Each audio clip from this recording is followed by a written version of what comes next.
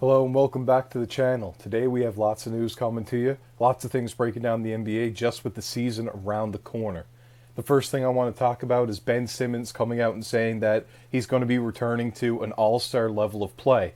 This is definitely hard to say it's going to be coming, especially seeing Ben Simmons and how he's played over the past couple of seasons with the Brooklyn Nets and how he left Philadelphia just hung out to dry with them having to put together a package in order for him to go to the Nets. They did end up getting Harden back in return. However, those things were absolutely not certain at the time that they were going to get anything back at all, where he left on such short notice and such bad terms. His playoffs definitely just happened to fall off a cliff. Starting out his rookie season in the playoffs, he's playing great. He put up a great series against the Heat. Against the Raptors, he starts to dwindle a little bit, and then finally, when they're playing the Atlanta Hawks, there's the notorious scene where you see him not taking a shot close to the rim because he just happened to be afraid to get fouled. His free throw percentages in the playoffs, especially, are absolutely horrible. However, when you see him in the regular season and earlier in his career in the playoffs, a great player, loves to attack strong, loves to find the open shooters, and if he had developed any form of a jump shot, even a mid-range jumper, I do believe he could have been a much, much better player in this league, and we could see him being a 6 or 7-time All-Star very soon. However, we're just not getting that player in Ben Simmons. He claims to be the back. I think it's a lot of mental issues with him as well. Hopefully he can turn it around and return to All-Star play this season. When the Pacers were trying to work out a deal with Buddy Hield to stay in Indiana, it seems that the team and Buddy Hield were on a different page, and it seems as if he's going to be traded, hopefully this season. So check out, maybe early season he might get moved, but it's more likely a move like that happens during the deadline. Buddy Hield, one of the most slept on shooters in the entire league. Unless you look at the stats regularly, you don't know that he is the player with the most made threes in the 2020s in the entire league. More than Steph Curry, obviously Curry with some injuries, more than Klay Thompson, more than Damian Lillard, more than anyone. Buddy Hield, one of the greatest shooters in the league, and one of the greatest shooters we've seen in the past 20 years, if I may say so myself. Let's see him get on a contender, or let's see him get on a team that he can really shine.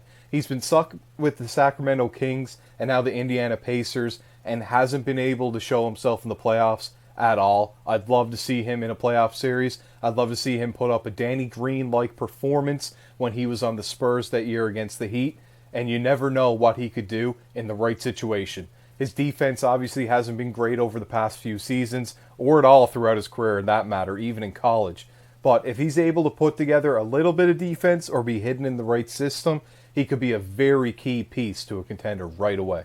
Apparently the Raptors have been calling around, and they look to be in the Damian Lillard sweepstakes. Could the Raptors land Lillard? They really do need a point guard at this current time. They only have Dennis Schroeder, who is a solid point guard in his own, playing amazing at FIBA for Germany as they won it all. But Malachi Flynn, not a backup you look to have in the league. You'd want to move Dennis Schroeder into a 6th or 7th man position, maybe run some small ball guard lineups with Lillard and Schroeder in at the one time. I think that Lillard could make up the shooting for both positions if you were to do something like that. And it's something the Raptors have needed for the past few seasons now, where they really just haven't had a great point guard since Lowry has left, just relying solely on Fred VanVleet and nothing off the bench. Way too many guys around the 6'9" height range, and not enough of those guys able to do more than just slash or play defense. They need a lot of shooting, and Lillard's able to carry a lot of that load for them. After the comments that Giannis made on a recent podcast, which I mentioned a few days ago, teams are gearing up for when he hits free agency in just 12 months. It's going to be amazing if he leaves the Milwaukee Bucks. This is going to be a huge, huge pickup for any team that gets him. He's an MVP caliber player each and every single year he's in the league. He is one of the best offensive players that we've seen in a very long time. When he can get shooters involved, there's no stopping the Milwaukee Bucks. Giannis is the best paint scorer. He is unstoppable. When he puts his head down and goes to the rim, there is nobody in the league that I believe can stop him. You put some shooters around him, that's all you need. You're a title contender right away. The Bucks have fallen on a lot of injuries over the past 2 years, So hopefully if Giannis was to get himself in a new situation, or maybe if even the Bucks could get some players that are maybe a little bit more reliable and not aging, that would be a great situation for him to join a contender right away. They have Drew Holiday, Chris Middleton, and Brook Lopez all in their 30s. And Drew Holiday, of course, mentioned at the end of his deal, he's looking at retiring. Middleton with the injury woes, and he is a combo forward right now, but really is a shooting guard, just starting to get slower due to injuries. Can't see a whole lot more time for him in the league, and Brook Lopez, now in his mid-30s, is definitely looking to slow down.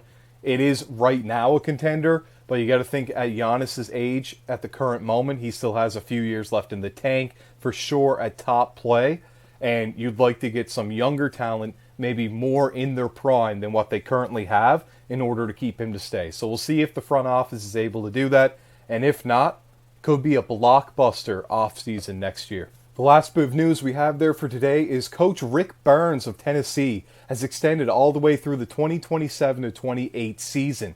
Rick Barnes, of course, was the coach at Texas that coached Kevin Durant, LaMarcus Aldridge, and Miles Turner, just to name a few. That's a great coach to have in your system. Some people with some mixed feelings about him. I think he fits great within their scheme that Tennessee always likes to play in, and he's the perfect coach to implement those particular schemes. Let's hope we see Rick Barnes perform at a high level some more, and hopefully he's there for even a little bit longer. We'll have to see. He is, however, not the youngest coach in basketball right now, especially in college basketball, and you really would like to see him take somebody under his wing and mentor them to take over when he probably does hang it up in 2027 to 28 and takes on maybe a different role with the school or maybe with a different program. Rick Barnes, one of the greatest coaches of all time, 36 years in the coaching business, and all he's done is put together great teams with what he's been given. He has had a lot of talent under him, as I mentioned before, but he is also a great coach, in my personal opinion. I want to thank you if you made it to this part of the video. Much more coming up on the channel. We've got some great news coming to you tomorrow. I hope you tune in to hear that. And this has been Court Chronicles, signing out.